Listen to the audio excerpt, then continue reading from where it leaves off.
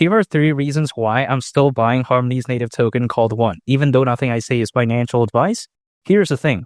One, reaching the price of $1 is my price prediction for this bull run. And if it were to reach that price, that right there is around a 27x from here. So now, when it comes to One reaching the price of $1, I think it's more realistic than it feels like in ages because, I did make a pretty good call on One. And considering how much it has pumped, doing an additional 27x from here, it doesn't seem so bad. At least that's the way I view it, even though I totally understand that, a 27x isn't going to be the best upside out there. Now, some people like to ask me, okay, if you're in the world of cryptocurrencies to get upside, why aren't you into these micro caps that have a $50,000 market cap or 20,000? Well, it's because, when it comes to a micro cap, I just think it's way too much risk for my appetite.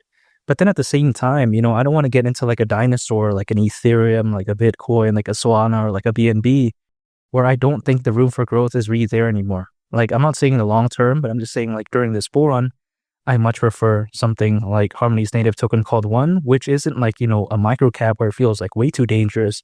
But then it's not like a dinosaur either. I don't want a 3x, but then I don't want a 1000x either. Even though that'd be great, I'm not willing to take that chance.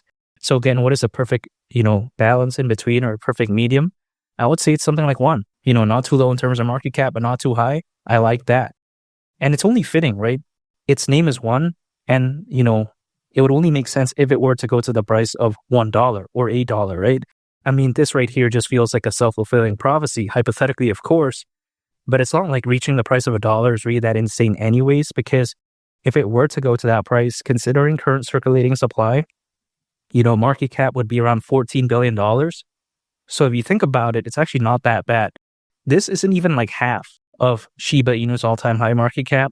Keep in mind, Shiba Inu reached around 40 billion at one point back in 2021. And also you take a look at Dogecoin, that reached over 80 billion. So this isn't too much to ask for, at least that's the way I view it. So again, even though I'm not saying that One is a meme coin or anything like that, but I think this, if anything, showcases how in the past we've seen some Kaka projects far exceed, this market cap, which I don't think is, that bad anyways.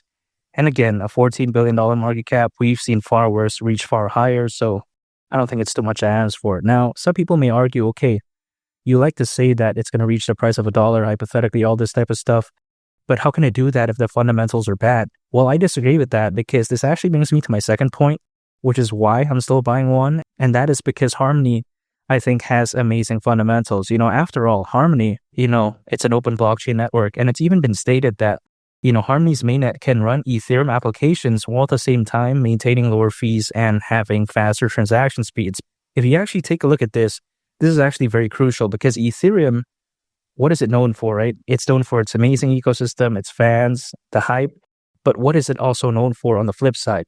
Sky-high gas fees. And also, arguably, it's not even scalable. So again, Harmony, being able to do this, right? Again, running Ethereum mainnet applications, while at the same time just having much better, upsides. This right here, I think, is a very great touch. Not to mention as well, the Harmony platform also offers cross-chain bridges, which allows users to transfer crypto assets across multiple blockchains such as the BNB Smart Chain, Ethereum, Bitcoin, and much more. So yeah, that's pretty cool. At least that's the way I view it.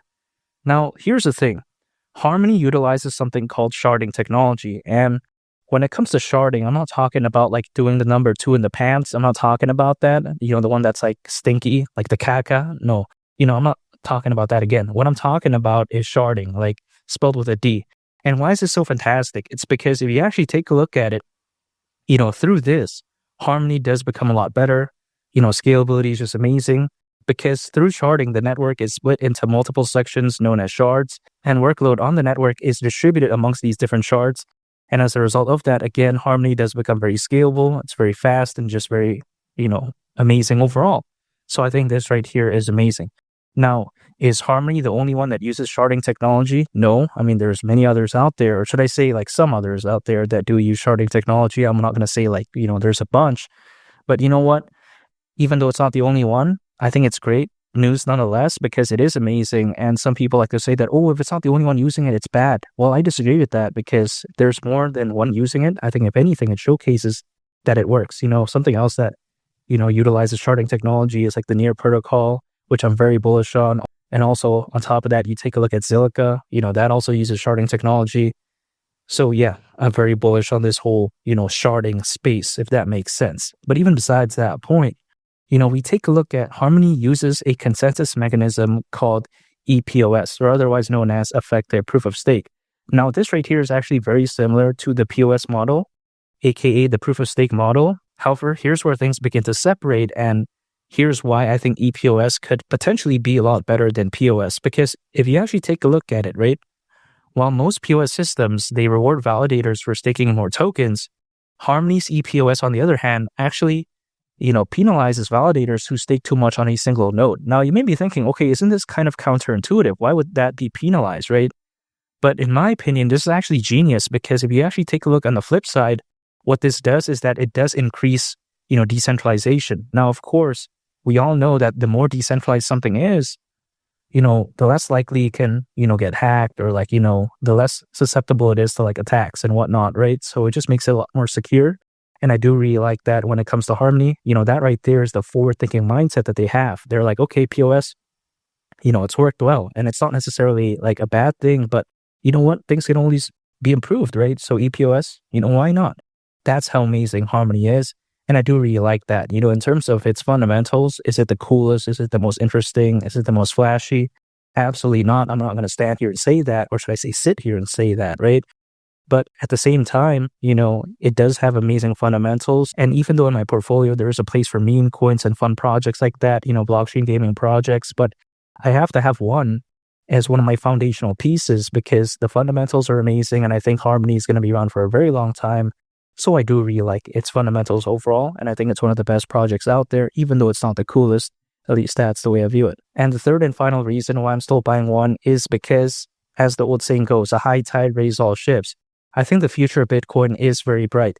And as a matter of fact, according to Charles Hoskinson, who not only is the founder of Cardano, but the co-founder of Ethereum, so he knows what he's talking about, more or less, right? He's only speculating, but still, based on a video on November 26 that he was a part of, he did mention how in the next year to 2 years from then, right, he could very well see Bitcoin reaching the price of Ether, $250,000 all the way up to $500,000. So that's crazy right there. So his worst case price prediction, quite essentially, or should I say allegedly, is $250,000. Can you imagine if Bitcoin were to reach that? What would happen to altcoins in general? And also, let's say one more specifically. I mean, it could be so amazing. I mean, at that point, even a dollar may seem bearish, but you know what? I'm going to still stand by the fact that, again, $1 is my price prediction for one, hypothetically, during this bull run, because I believe in it that much. And I think this bull run is far from over. I think 2024, it's a small taste. But I think 2025, that's the real McCoy. That's the real deal. So I'm waiting for that.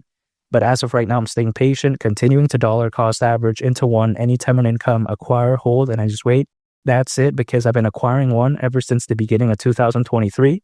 So it's been quite a while now. But you know what? I haven't sold anything, and I'm still going to stay patient. I'm going to still accumulate, because I think better days are ahead. And again, $1 wouldn't surprise me whatsoever. And that right there are 3 reasons why I'm still buying Harmony's native token called One. And make sure to subscribe if you gain value from this video. I greatly appreciate it. It's been Lee the Captain, and I'll catch y'all on the next one. I'm out. Peace. Bye.